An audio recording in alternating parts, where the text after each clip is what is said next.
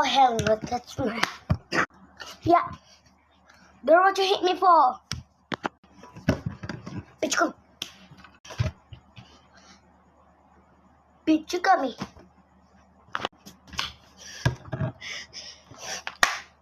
Shit. Your armor fucked up me. Here you go.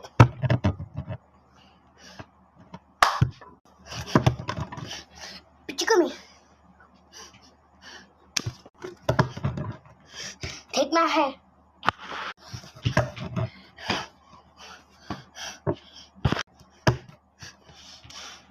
Power activating.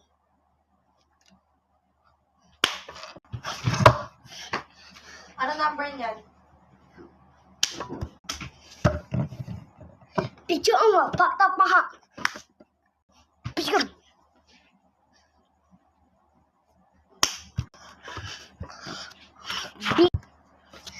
Bitch, your armor fucked up my heart. Bitch, come here. I'm moving out. Psych. You thought you were gonna be.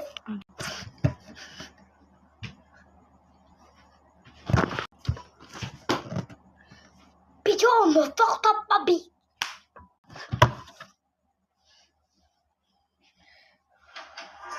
You got me. Fuck you. Nakaluto na ba kayo ng... Sabi ng iba, 14 na ako ngayon, kaya dapat pa akong mabulag ulit sa pag-ibig dahil feeling ko, at 13 years old lang siya nang mabuntis ng kanyang boyfriend na tawagin na lang natin to. Nalagyan akong concealer. Bitch, take this chocolate. Sa eyeshadow. Kapag basta ko focus ako sa shape, sa drawing, hindi sa color. Ang-advance na yung mga term. Yung taga-video ko kasi hindi complete. Pero nag-layer na ako ng Bitch, you thought it. Ate. Ako nilagyan. Ashes yung gamit. So I decided it. Parang ginawa ko, kita nyo naman, ayun. Hiwalay sila. So nakakihati na ako. Susunod dun sa eye shape, pagka ganun yung... You're gonna never want on me. Kasi isa-isa ginagupit-gupit ko yun. Mahirap siya, oo. Pero pag nasanay ka na, Yo! Clapping first is a warning. All the men will grab me up for real. Can I get a weed? Let's open a what is it? A glitter dumpling. Wait, let's get our dumpling. Magiging out of place yung toothpick kasi napapaligiran siya ng warm colors. The hair, the body. Today, this is that's what I'm going. The blood glitter.